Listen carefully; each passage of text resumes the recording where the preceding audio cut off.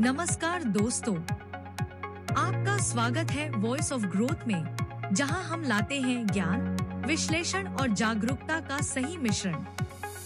आज हम बात कर रहे हैं भारत की परमाणु ऊर्जा के क्षेत्र में एक ऐतिहासिक सफलता की।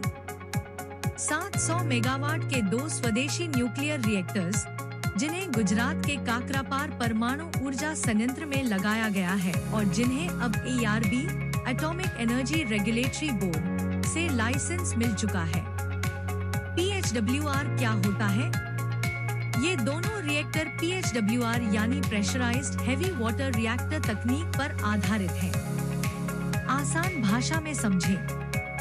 इसमें भारी जल DO का प्रयोग मॉडरेटर और कूलेंट के रूप में होता है। ईंधन के रूप में प्राकृतिक यूरेनियम, नेचुरल यूरेनियम का प्रयोग होता है और सबसे बड़ी विशेषता इन्हें बंद किए बिना रिफ्यूल किया जा सकता है।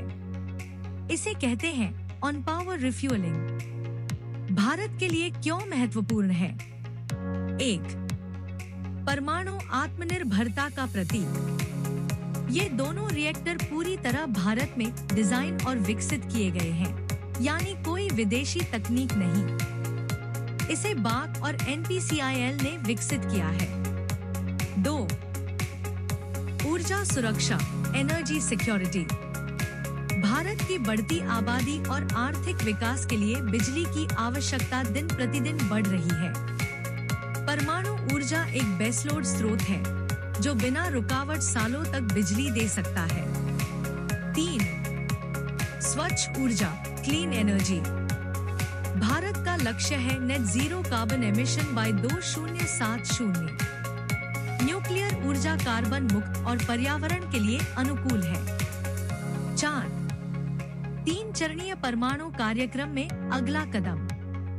यह रिएक्टर भारत के 3 स्टेज न्यूक्लियर प्रोग्राम में स्टेज 2 का हिस्सा है।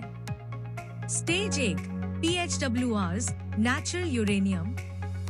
Stage 2 fast breeder reactors, plutonium based. Stage 3 thorium based reactors. UPSC के लिए संभावित प्रश्न।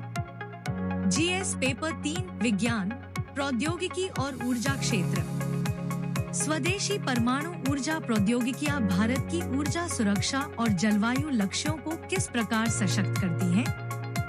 वॉइस ऑफ ग्रोथ की सलाह। याद रखिए, न्यूक्लियर तकनीक केवल ऊर्जा का साधन नहीं, बल्कि यह भारत की रणनीतिक, आर्थिक और पर्यावरणीय नीति का एक मजबूत स्तंभ है। ऐसे और वीडियो और स्क्रिप्ट्स के लिए जुड़े रहिए वॉइस ऑफ ग्रोथ के साथ। अगर यह जानकारी उपयोगी लगी हो, लाइक करें, शेयर करें और चैनल को सब्सक्राइब करना न भूलें।